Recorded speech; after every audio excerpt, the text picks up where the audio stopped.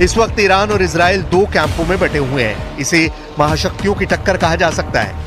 एक तरफ अमेरिका है तो दूसरी तरफ रूस है, और यही दुनिया का सबसे बड़ा खौफ भी है, क्योंकि अमेरिका इजराइल के साथ है और रूस ईरान के साथ। ये चारों ताकत ऐसी हैं कि इनकी टक्कर वर्ल्ड वॉर की वजह बन सकती है। अमेरिका ने इजराइल को गोले बारूद की सप्लाई पिछले कुछ महीनों में तेज की है।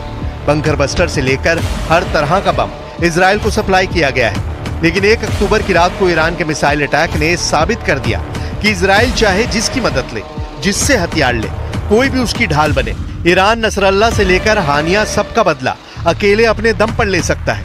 अब सब कुछ नेतन्याहू के वॉर रूम पर निर्भर करता है। वो क्या फैसले लेंगे? क्या इजराइल कुछ बड़ा करने की सोच रहा है? क्योंकि इजराइल के सामने चुनौती सिर्फ ईरान नहीं, बल्कि 4 मैदान है जहां युद्ध एक्टिव मोड में चल रहा है।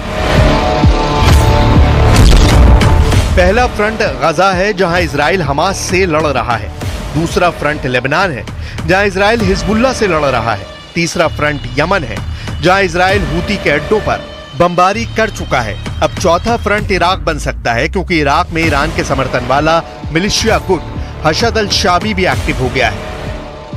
जब ईरान की मिसाइल इजराइल पर गिर रही थी, तभी यमन में भी हूती अपनी कुद्स 5 मिसाइल इजराइल पर फायर कर रहे थे।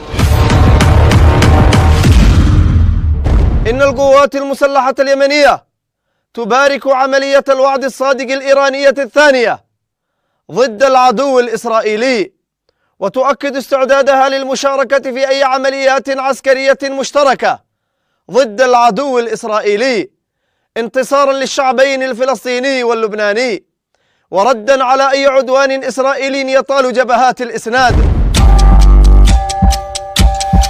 मोर्चे बढ़ने से इजराइल के ग्राउंड ऑपरेशन की कामयाबी पर सवाल उठने लगे हैं। 1 अक्टूबर की रात ईरान के मिसाइल अटैक ने इजराइल के ग्राउंड ऑपरेशन को मुश्किल में डाल दिया है। अमेरिका को भी खतरा है कि इजराइल का हाल फिर वर्ष 2000 और 2006 जैसा ना हो। अमेरिका पहले भी कह चुका है कि वो नहीं चाहता कि गाजा के अलावा इजराइल किसी दूसरे फ्रंट पर लड़ने के लिए मजबूर हो जाए।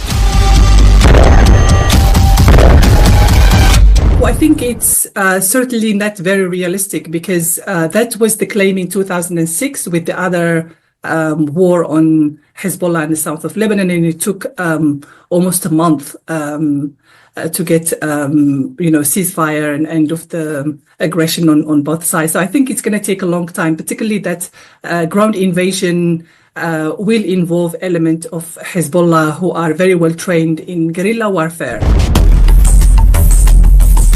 2006 में हिजबुल्लाह इतना मजबूत नहीं था, लेकिन उसने अपने दम पर इजराइल को सीज फायर के लिए मजबूर कर दिया था। यही वजह है कि इजराइल अमेरिका से इस बार भी पूरा बैकअप चाहता है।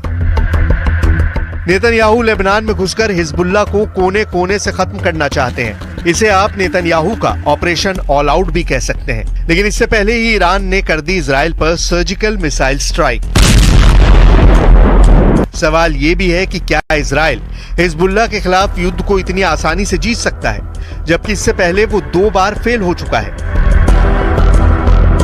Israel is triumphant with the success of its assassination of Nasrallah and the entirety of the senior leadership of Hezbollah. So I think that has given it impetus to carry on with what it thinks could be the elimination of Hezbollah, which is almost impossible.